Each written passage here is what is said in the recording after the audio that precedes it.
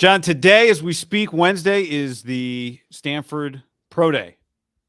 And the 49ers are there. In fact, all 32 teams are there. John Lynch is there. And there is one player in particular. Tanner McKee is the quarterback who's kind of a headline guy, but there's one player in particular that I think the 49ers are going to be interested in. And today we're going to give you the scouting report on Elijah Higgins. I actually think when you go to a pro day and the quarterback is kind of the apple of everyone's eye, the people around him, at the highest level, right? CJ Stroud and then Smith and Jigba, right? That's a number 1 pick and then like a top 20 pick. But you're able to kind of watch them in combination. Like when there's just a running back, he's just kind of operating by himself, or D lineman or whatever. But Higgins, a tight end who ran really well at the combine, who just kind of gets on everyone's radar because he's not the most productive player, you're really locked into the guy. Like it's a pass and a catch, right? So he has a pretty good opportunity because when 32 teams are at Stanford, who's, let's face it, are down, I think that tells you everything you need to know. I mean, they got a quarterback who's going to go, what do you think? Definitely second day. I think very good chance. Yeah, I don't think he'll fall past the third round, and it wouldn't shock me to see Tanner McKee in the second round. So I think Higgins today, you just get a natural built-in kind of showcase for yourself to catch the ball. Here's his measurables, John. 6'3", 235. This is from the NFL Combine. I'm looking at Lance Zierlein's NFL.com page here. 4.54 40-yard dash. That's the thing that I think probably really jumps off the page. Not a hugely productive receiver in terms of scoring touchdowns because they didn't score a lot of touchdowns, but he did have 59 catches last year, which was 12th in the Pac-12. So let me read you a scouting report I got here from a former member of Stanford's coaching staff. Remember, their coaching staff has changed. Thanks, David. But I got in-depth. Now, I think a lot of people, when they watch him, are going to want to comp him to Jordan Reed. That was what I did. I texted a buddy of mine who played tight end in the NFL, and he said Jordan Reed was a more natural route runner than Elijah Higgins. Elijah Higgins is a wide receiver. Let's keep that in mind. In the slot, but I think some people think he can become an NFL tight end. In fact, he said he's been watching a lot of Evan Ingram. But let me read you the scouting report, and then we can react to it. Wide receiver speed, but tight end size. Good chance as a tight end at the next level, but he hasn't had to get in a stance and block, so it'll be interesting to see if he's capable of doing that. Can easily put on weight to help with the transition because he's a shredded 235 now. Can be a strong special teams guy right off the bat. If I'm him, I have him study. If I'm a team, I have him study a lot of Delaney Walker tape and tell him pattern yourself after him. Big, fast, explosive, a couple inches taller than Delaney, decent hands, good route runner, good after the catch, smart, competitive, led by showing emotion, tough matchup for defenses because he's faster than most linebackers, bigger than DBs. I said, but what about his hands? Why wasn't he more productive? He said, I think he has average hands. He's not a crazy catch radius guy, but he's super athletic, so maybe he can improve that part of his game. Didn't make a ton of catches in traffic, but didn't have a lot of opportunities, especially last year. Tanner didn't really try to throw guys open. I think he wasn't more productive because we sucked. Ha. Rarely had guys getting wide ass open, and teams knew what we were doing most of the time. One thing I think has changed is in the history of the sport, up until the last, I would say, 5 years, it was a huge knock if they viewed you closer to a slot receiver than like an online tight end. I don't think anyone really cares if you're not a great blocker because I won't ask you to block, right? I mean, ideally, if I'm going to get a franchise tight end, Travis tries and will. He's big, so he can get in front of guys, but I don't think anyone would consider him a blocker. Like Kittle's pretty unique, right? Most high-end top 5 tight ends in a league are not Gronk or Kittle, where you're like, he dominates in the passing game and dominates the line of scrimmage. Most guys are, Kelsey's the highest level. He's a Hall of Famer. But Tony Gonzalez, Shannon Sharp weren't blockers. I think when he's right, what's his name, who's now a Giant, Darren Waller, not a blocker. See, before there were like guys that were kind of like, I have my pass catching tight end and my blocking tight end.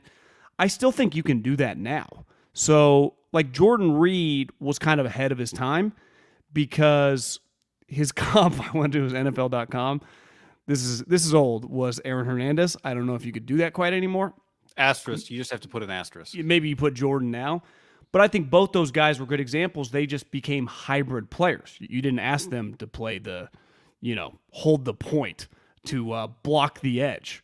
Now, I saw a clip against UCLA where this guy just ran away from everyone. So his straight end speed and play speed, just running with the ball in his hand, is pretty good.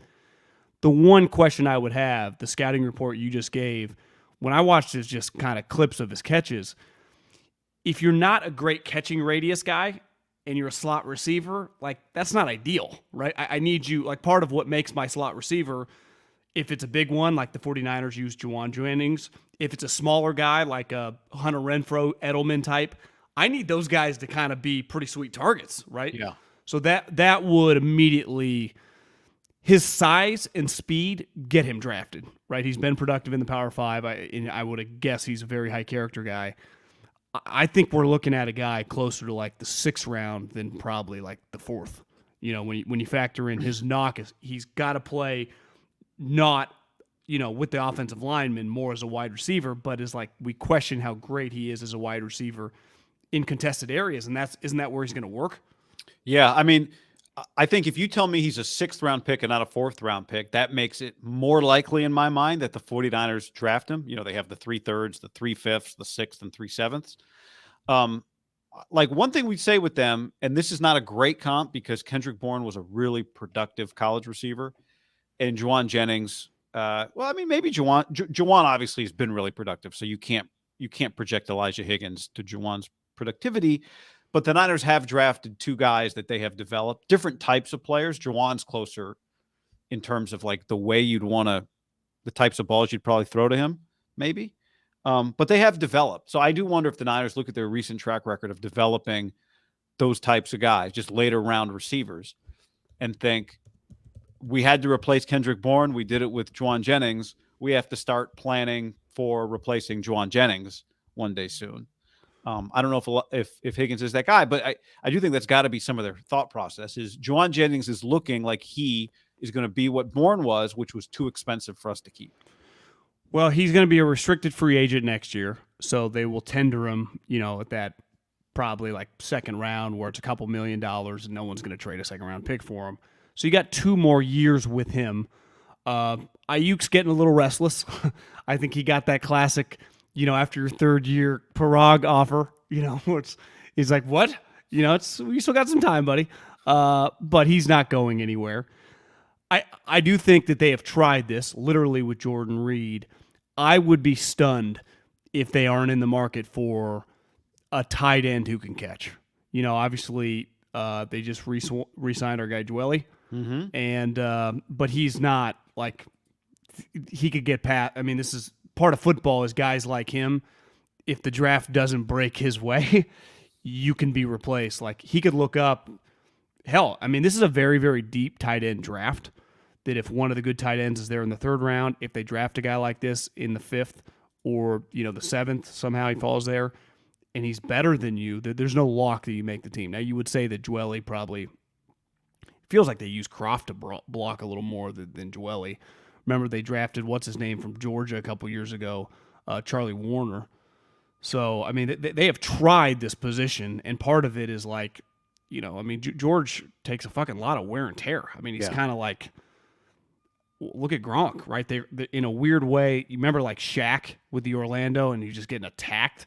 Kind of feels like when you're a tight end, a do-it-all tight end like Gronk and Kittle, it's just, your 10-year career is a little different than a lot of other 10-year careers at like tight end / wide receiver, right? Yeah. I mean, so can the Niners afford a Jordan Reed roster spot if they don't have great other blockers besides George Kittle, or do they need to draft a tight end that they think can also block? Well, if I told you they had their 30, whatever, it's weird because Miami got taken away. Their pick, it would be whatever, 30 or 29. What positions would we, like, if one of those sweet tight ends was falling, like a total package, would you say that would be in the mix, or would they be more likely to take a tackle there or a defensive line? You're saying if the Niners had their pick, gotcha. Because this is supposed to be, I mean, there are 3 or 4 tight ends, right? The dude from Utah, the guy from fucking Oregon State that we'd be talking about. Like, it's not out of the realm of possibility. It's Notre Dame. That's no reflection of George. It's just like we know they really like those positions. I mean, Belichick's been doubling down on that position for 20 years. Yeah. They like to play with 2 tight ends, right? They like to have bigger. I mean, both their receivers are smaller. It'd be great to take some of the load off George. Would that be crazy if I just told you in a hypothetical world they had that pick and they drafted a tight end in the first round? Would they get a blowback, or would people? No, I don't think they'd get any blowback. I think people would love it. Yeah, I think people would love it. I mean, that would be on the list. The drop off from their starter to their backup at that spot is pretty significant, right? It's gigantic. Now it's a lot of positions. I guess you would argue there's a big drop off from the starter to the backup. When you talk about blocking, like generally your best blockers, there's a massive drop off from that guy to the next guy, right? But no, I would identify that the second tight end as a position that they still haven't quite. They've been trying to figure out for a few years. They've done okay with it. It's not a gaping hole, but I don't think they've quite found exactly what is the ideal there for them. Yeah, I think guys like this in the later rounds. I think Jennings is a good example. Power 5 guy with some traits who has some weaknesses. I mean, Jennings' big knock was, I would say, speed. His play speed in the NFL is pretty good, right? I mean, for a big slot, kind of what his role is asked to be, that they could take a guy like this, and potentially, depending on how the other tight ends, it would be hard for him to win a roster spot. That'd be the other thing, right? If I draft you in later in the third day on this team at tight end, it is hard to win a roster spot. But in the NFL, that's sometimes all of a sudden it's weird. You just get in a position, you're comfortable, and all of a sudden Matt Breida's winning a job as an undrafted free agent. It happens every year on every team. I'm glad you mentioned Charlie Warner, because just looking back, this group, this 49ers organization, this version, the John Lynch, Kyle Shanahan, they've never drafted a tight end higher than the 5th. That was George. They've drafted 2 other tight ends. The 6th rounder, Caden Smith, who was a good pick, but they had to cut him, and he's had a good career out of Stanford, by the way. And Charlie Warner was also a 6th round pick. So there's the tight end background on them, but wouldn't be shocked. And I think you're going to see a lot of people want him, kind of make the connection, because as you said to me before we started recording, there's always John Lynch always has some Pac-12 guy on his radar. Last year, they took an SC guy with their first pick. They took 2 SC guys the year, Pac-12 guys the year before. I'm trying to look. I don't think, have they gone a year without a Pac-12 guy? No, they haven't. Yeah. Solomon Thomas, they drafted.